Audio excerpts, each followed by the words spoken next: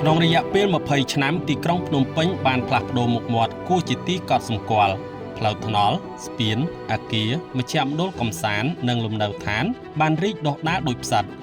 ក្នុងនោះក្រុមហ៊ុន OCIC ដែលបង្កើតឡើងដោយលោកអ្នកអង្គការបណ្ឌិតពងខៀវសែបានរួមចំណែកជាច្រើននៅក្នុងការអភិវឌ្ឍនេះ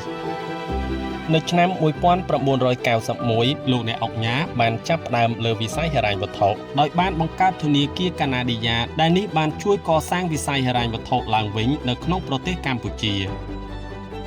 នៅឆ្នាំ2000លោកអ្នកអង្គការបានឈានជើងចូលក្នុងវិស័យអភិវឌ្ឍអចលនទ្រព្យនិងហេដ្ឋារចនាសម្ព័ន្ធដែលមានគម្រោងនៅទូទាំងប្រទេសពីមួយឆ្នាំទៅមួយឆ្នាំ OCIC បានពង្រីកខ្លួនបន្ថែមចូលទៅក្នុងវិស័យផ្សេងៗទៀតរួមមានវិស័យអប់រំសុខាភិបាលកសិកម្មនិងបដិសណ្ឋារកិច្ចការវិនិយោគនេះបានរួមចំណែកកាន់តែខ្លាំងនៅក្នុងការជំរុញកំណើនសេដ្ឋកិច្ចកម្ពុជាទីក្រុងកោះពេជ្រគឺជាគម្រោងជោគជ័យមួយរបស់ OCIC ហើយក្លាយជាបុព្វហេតុនិងត្រូវបានគេយកមកធ្វើជាមូលដ្ឋានគ្រឹះនៃគម្រោងអភិវឌ្ឍទីក្រុងធំៗផ្សេងទៀតរួមមានទីក្រុងរណបជ្រោយចង្វាទីក្រុងអូឡាំព្យានិងទីក្រុងនរាបច្ចុប្បន្នទីក្រុងកោះពេជ្រជាសួនពាណិជ្ជកម្មដ៏ធំមួយប្រមូលផ្ដុំនៃការិយាល័យអង្គការអន្តរជាតិនិងក្រុមហ៊ុនឯកជនក្នុងនោះមានក្រុមហ៊ុន Unilever, Nestle, DKSH, KPMG, JTI, World Vision និង AIA ជាដើម OCIC ក៏បានផ្ដោតលើការអភិវឌ្ឍដែលគិតគូរពីលំនៅឋានបៃតងគិតគូរពីលំហបៃតងក្នុងនោះមានគម្រោងតំបន់សួនបង្កើតថ្មីដែលផ្ដល់ជាលំហសាធារណៈបន្ថែមទៅលើប្រជាជនក្នុងរាជធានីរួមមាន Coconut Park កោះពេជ្រ Noria Parkway Coconut Park នរាបន្ថែមពីនោះ Noria Parkway ក៏មានហាងកាហ្វេនិងភោជនីយដ្ឋានដែលបង្កើតបានជាទិសដៅថ្មី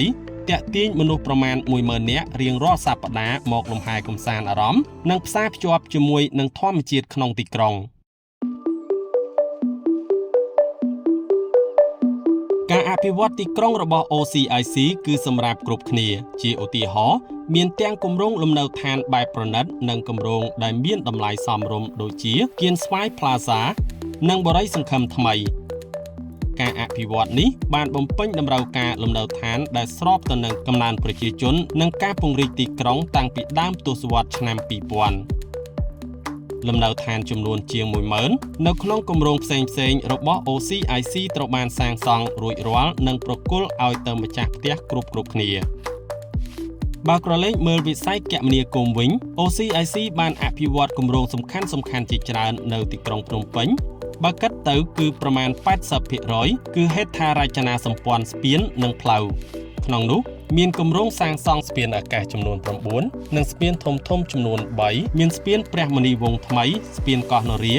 ស្ពានឫស្សីកែវដែលកំពុងសម្រួលការធ្វើដំណើរប្រចាំថ្ងៃកាត់បន្ថយការកកស្ទះចរាចរណ៍ព្រមទាំងពង្រីកការតភ្ជាប់ពីតំបន់មួយទៅតំបន់មួយនៅក្នុងទីក្រុងឲ្យកាន់តែប្រសើរ OCIC មិនត្រឹមតែធ្វើឲ្យសហគមន៍ដែលខ្លួនអភិវឌ្ឍទទួលបានផលវិជ្ជមានប៉ុណ្ណោះទេថែមទាំងផ្ដល់ជាប្រយោជន៍រួមជំរុញនិងលើកស្ទួយការអភិវឌ្ឍតំបន់ជុំវិញតាមរយៈហេដ្ឋារចនាសម្ព័ន្ធដ៏ខ្វាត់ខ្វែងនេះផងដែរ